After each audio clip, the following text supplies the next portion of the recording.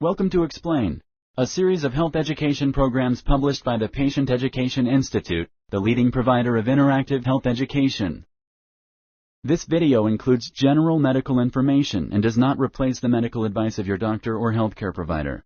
If you have questions pertaining to your medical condition, ask your doctor or healthcare provider. Digestive Diseases. Introduction. When you eat, your body breaks food down to nourish cells and give you energy. This process is called digestion. The organs that help with digestion are part of the digestive system. There are many diseases that can affect digestion and these organs. The symptoms of digestive diseases vary widely depending on the problem. Treatment may include medicine, surgery, or other therapies. This program explains digestive diseases. It talks about common symptoms of digestive diseases, types of digestive diseases, and their diagnosis and treatment. The digestive system. The digestive system helps the body digest and absorb the food we eat. This section explains the anatomy of the digestive system. It will help you understand digestive diseases. Swallowed food goes through the esophagus and enters the stomach, where it is partially digested. Partially digested food goes from the stomach to the small intestines. Nutrients are further digested and absorbed there. The small intestines are made up of several sections: the duodenum, the jejunum, the ileum. Fibers and digested food finally reach the colon. The colon absorbs water and is a storage area for stool. The colon has several sections: the ascending colon, the transverse colon, the descending colon, the sigmoid colon, the rectum, the anus. The liver, gallbladder, and pancreas make juices to help digestion. General symptoms.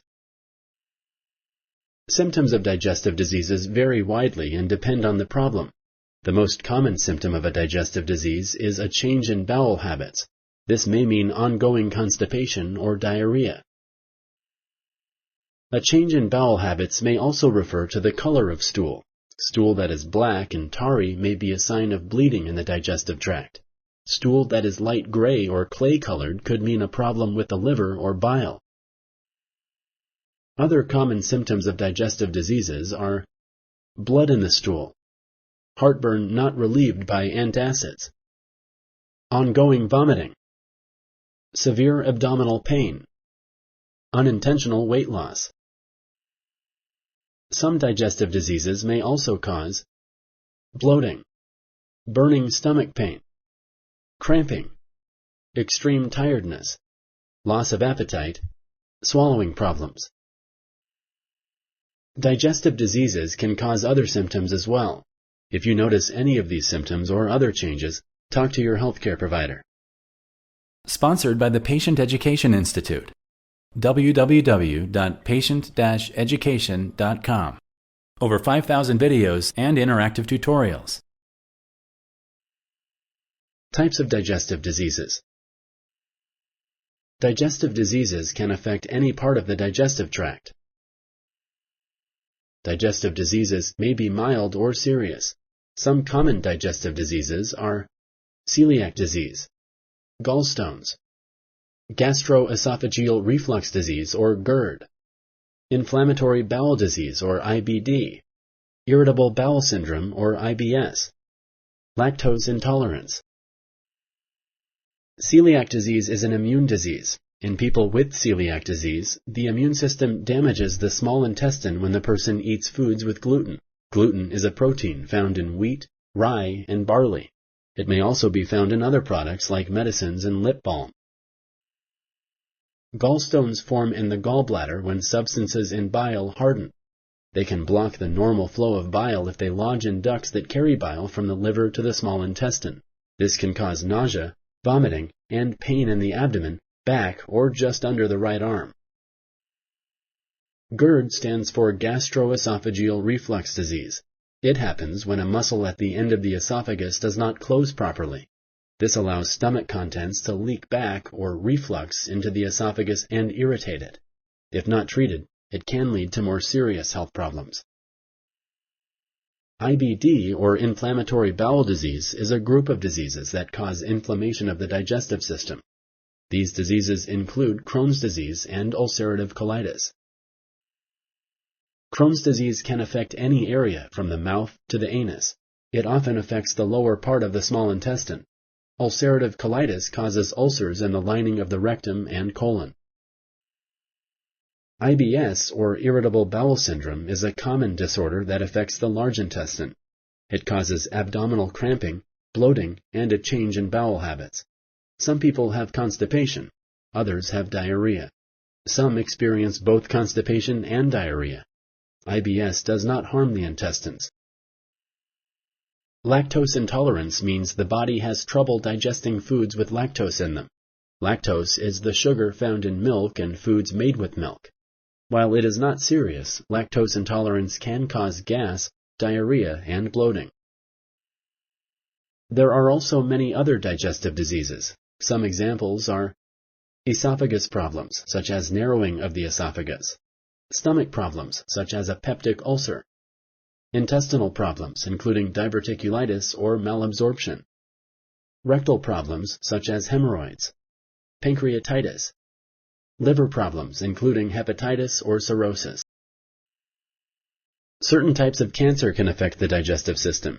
Some examples are anal cancer, colorectal cancer, esophageal cancer, liver cancer, pancreatic cancer, small intestine cancer, stomach cancer. There are many other digestive diseases. Talk to your healthcare provider to learn more. Diagnosis. Your healthcare provider will first ask about your symptoms and medical history. You may also be asked about your family health history. A physical exam will be performed. Many tests are available to help diagnose digestive diseases. The tests you have depend on your symptoms and what your healthcare provider thinks may be the cause.